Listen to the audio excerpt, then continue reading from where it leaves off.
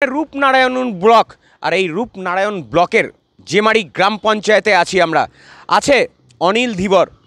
যাব উন্নয়নের ধারা কতটা আছেন, কারণ পঞ্চায়েতে প্রায় 2 বছর অতিক্রান্ত। যাব অনিলবাবু, প্রথমেই আপনাকে ডেলি নিউজ কলকাতায় স্বাগত জানাই। নমস্কার। অনিলবাবু, 2 বছর পেরিয়ে গেছে, মাননীয় মুখ্যমন্ত্রীর প্রকল্প, সেই প্রকল্পগুলো মানুষের কাছে কতটা পৌঁছে দিতে পেরেছেন এখনো অবধি?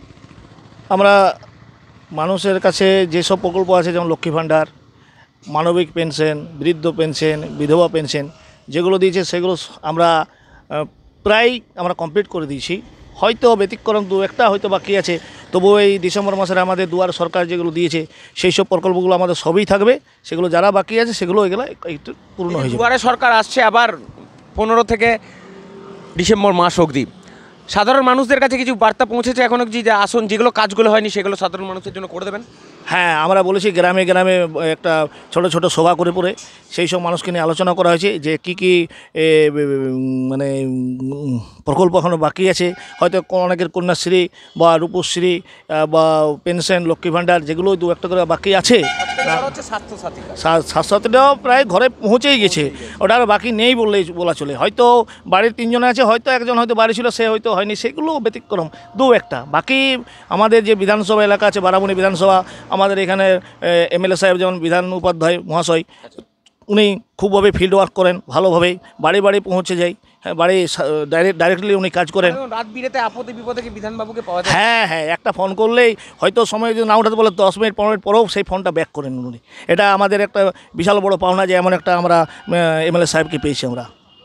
দাদা, আমার প্রশ্ন থাকবে যে এটা তো গেল অন্য, এবার হচ্ছে পঞ্চায়েতের যে ন্যূনতম কাজগুলো, যেমন রাস্তাঘাট, পানীয় জল, নিকাশি ব্যবস্থা, কতটা এগিয়ে আপনার পঞ্চায়েত? আমাদের পঞ্চায়েতে যেমন আমরা হয়তো 1.5 থেকে 2 বছরের ইয়েতে চলছি।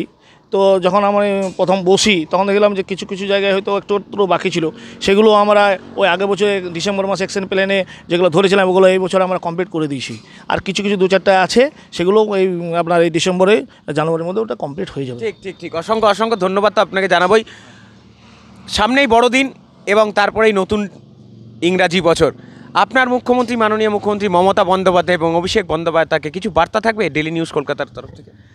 হ্যাঁ, বার্তা থাকবে। আমার মমতা ব্যানার্জি এবং অভিষেক বন্দ্যোপাধ্যায়কে আমাদের অনেক অভিনন্দন এবং প্রণাম জানাই ওনাদেরকে, যারা আমাদের এমনভাবে কাজ করছে যে আমাদেরকে বাড়ি পর্যন্ত পৌঁছতে বাধ্য করছেন। ওনারা যেভাবে আমাদেরকে গাইডলাইন করছেন, আমরা সত্যিই খুবই উপকৃত এবং গ্রামের মানুষজনও খুব উপকৃত। এই যে আমাদের গ্রামের যেসব গরিব মানুষগুলো ছিল, যেগুলো দীর্ঘদিন ধরে হয়তো ঘর বাড়ি ছিল না, হয়তো কোনো রকম মাথায় টিনের চাল বা হয়তো প্লাস্টিক দিয়ে হতো যেগুলো ছিল ঘর বাড়ি, সেগুলো আমরা এখন পর্যন্ত অনেক সার্ভে হয়ে গেছে এবং সেগুলো আগামী ডিসেম্বরের থেকে জানুয়ারির মধ্যে পয়সা ছাড়বে। সেগুলো তারাও সেই সব গরিব মানুষগুলো একটা করে বাড়ি মাথা গোজার ঠাঁই পেয়ে যাবে আমাদের মমতা ব্যানার্জির কাছ থেকে। ঠিক। আমার শেষ প্রশ্ন একটা থাকবে।